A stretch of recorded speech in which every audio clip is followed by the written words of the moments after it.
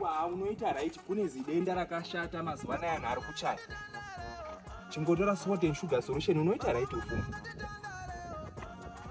Yeah, ndapa safe space. Iwe waibatira mamessage sei? Takataura wani kuti business line ngarigare muhupfu, personal line ndio rinozikanwa nababa. Tikataura kuti in the jungle is survival of the fittest, but mu marriage is survival of the sharpest. Marriage yakutoda 5 levels to calculate. Kantu zvandikutaura. Hello? Anomborongeka ba. Hello?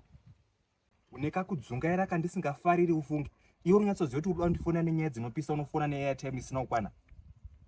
Une line reneti wani chinonetsa. Tenga airtime yako $10 harisi guwa chete tsiguwa Pro Max because pa $10 ipapo you stand a chance to win again another $20.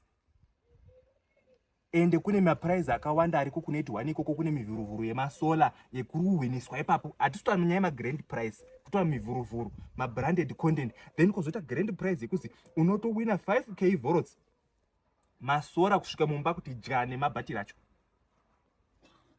Hika isa $10 webvoisa khuluma 247 tobhuya kusvika tapedza.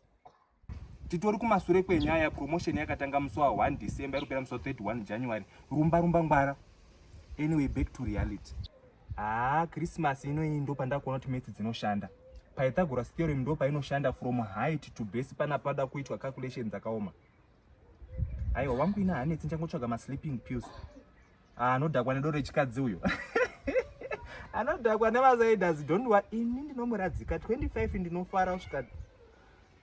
Aiwa pedzisai zvamukuta ukutudia.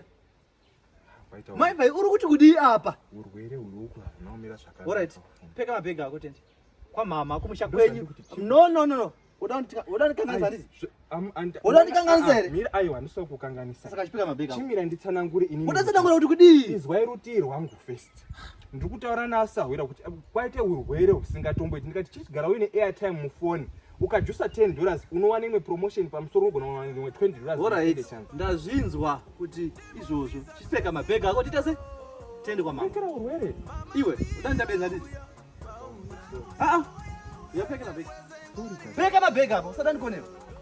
Peka mabhegi apo. Peka mabhegi apo. Peka mabhegi.